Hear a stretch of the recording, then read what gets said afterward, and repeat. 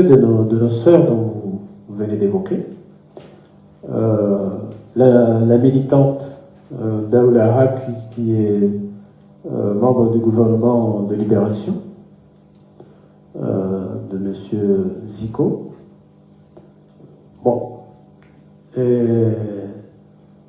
la volonté du pouvoir de museler toute expression discordante va jusqu'à ce niveau de retirer un passeport fourni par un État différent. Un passeport, c'est une propriété de l'État qui le donne à un citoyen. Je précise bien, mon passeport ne m'appartient pas. Mon passeport appartient à l'État comorien. Donc le passeport français donné à un franco-comorien appartient à l'État français. C'est une propriété de l'État français et je ne vois pas en quoi un autre État peut saisir un bien d'un autre État. Sur cette base-là, je conclus que je ne vois pas l'ambassade de France fermer les yeux et croiser les bras pour laisser une propriété qui lui revient de droit être dans les mains d'un autre État. Deuxième chose, de ne pas défendre une citoyenne française, même si cette citoyenne est partie en visite dans son pays d'origine. Tout Français a un pays d'origine. La plupart des Français viennent de différents pays. Mais comme vous l'avez expliqué, le passeport appartient à l'État français. Voilà, donc je m'attends à ce que la France, mais diplomatiquement, l'ambassade de France n'a peut-être pas besoin de crier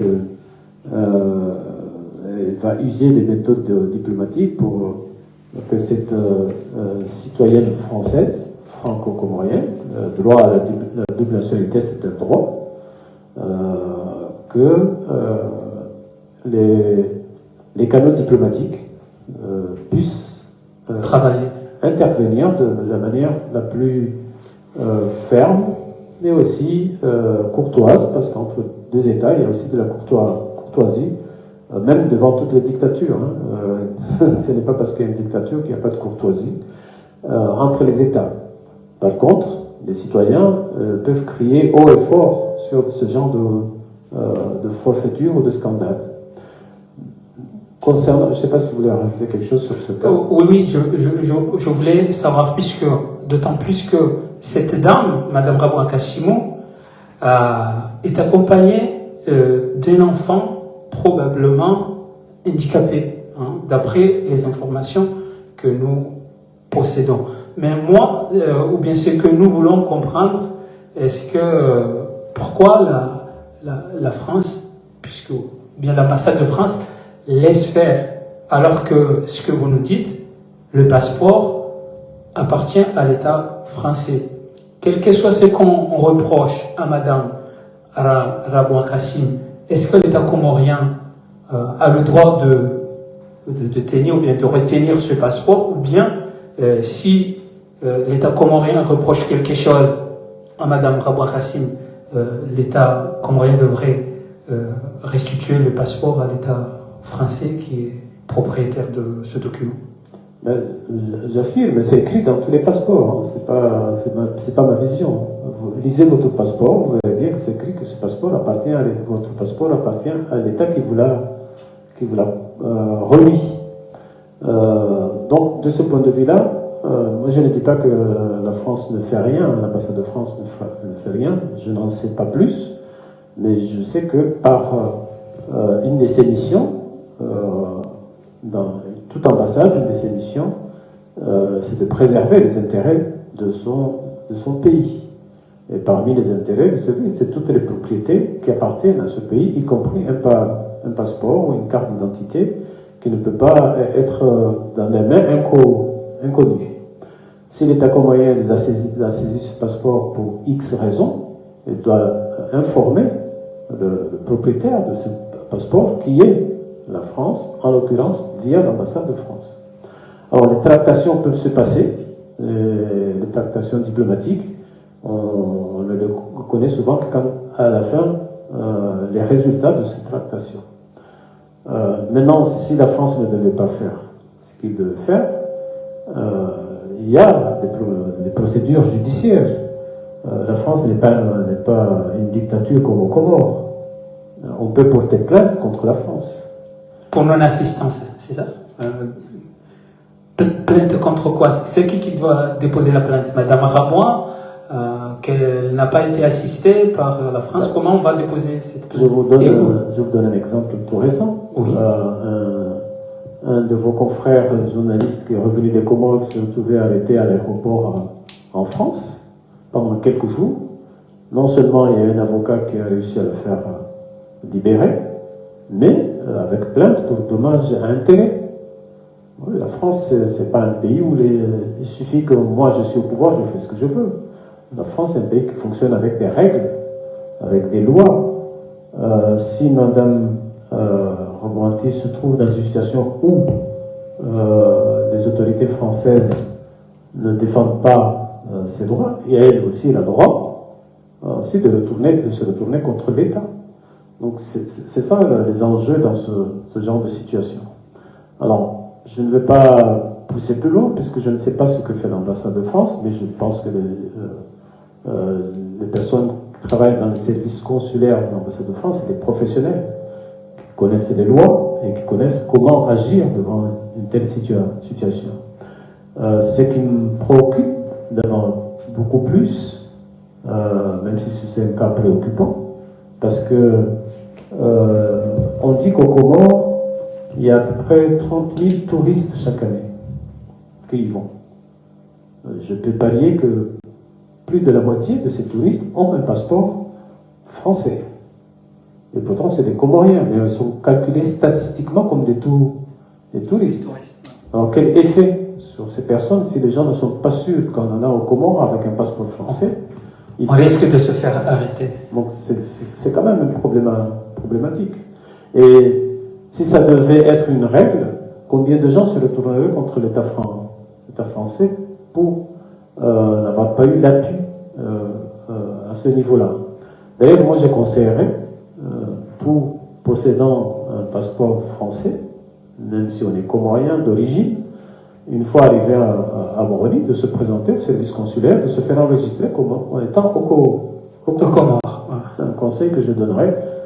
Personnellement, je ne suis pas de nationalité française, mais... Vous conseillez en tant que diplomate, ça c'est tout. En tant que diplomate, en tant que quelqu'un qui a un minimum de connaissance du droit, pour que les gens puissent savoir quels sont leurs droits. J'espère qu'il y aura des initiatives de ce genre pour que les gens connaissent mieux leurs droits dans plusieurs situations qui se présentent face à une dictature. Mais vous avez évoqué un cas, un élément dans ce cas. Vous avez dit que Mme Rebouanti est allée au Comores avec un enfant qui a probablement un handicap. Qui aurait un handicap. Je dis au conditionnel parce que je ne sais pas. Mais c'est la preuve de ce que je disais tout à l'heure dans le cas de M. Daoud Alifa, qui a dit qu'il n'y a pas d'humanité du tout. Alors, si une maman se trouve dans des complications avec un enfant porteur d'un handicap, et qu'à un moment donné ne puisse pas réagir par rapport à ce handicap pour X raisons, c'est la preuve de manque d'humanité. Et ce même cas se présente avec une autre dame, Madame Shamsia Mustafa, qui a été enlevée depuis, je crois, le 20 janvier, si mes informations sont bonnes, enlevée, séquestrée, internée dans un lieu inconnu, alors qu'elle a un enfant de 4 ans, selon les informations fournies, et que cet enfant ne sait pas où est sa mère, et la mère ne sait pas comment survit son enfant dans cette situation. Alors, nous l'avons déjà vécu avec le professeur Ahmed Seyd Mohamed. Bon, c'est un militant politique, un leader politique, mais qui avait disparu pendant plusieurs jours après séquestration, après enlèvement par des gendarmes cagoulés. Et il a fallu que ses propres parents, qui sont relativement âgés maintenant, aillent réclamer son corps, étant persuadés que leur fils était peut-être déjà passé à trépas. Donc, ça crée des situations très très compliquées, à la fois sur le plan de la vie quotidienne, comme sur le plan psychologique des familles, et même au-delà, puisque j'ai vu toute la jeunesse de la localité d'origine du docteur Ahmed manifester régulièrement pour réclamer sa libération. Donc, vivre cela, quand nous parlons de dictature, les gens ils croient qu'on parle de dictature de manière virtuelle, alors que c'est la vie au quotidien de dizaines de personnes qui se retrouvent à un moment ou à un autre confrontées à un État qui utilise des gendarmes cagoulés.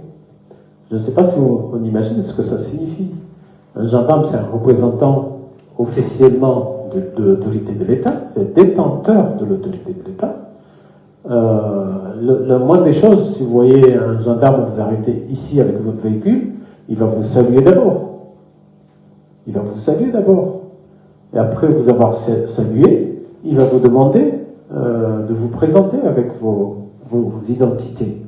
Avant de vous dire pourquoi il vous a arrêté. Nous avons des gens qui se présentent devant une maison, enlèvent quelqu'un, ou à l'intérieur d'une maison, enlèvent quelqu'un, sans qu'il y ait eu une convocation ni de la gendarmerie, ni aucun mandat émanant de la justice. Cela s'appelle quoi? Ça s'appelle du brigandage. Nous allons peut-être en parler à propos des élections, mais ça c'est du brigandage. Ça ne relève plus absolument de ce qu'on pourrait se dire que ça pourrait ressembler à un état de droit.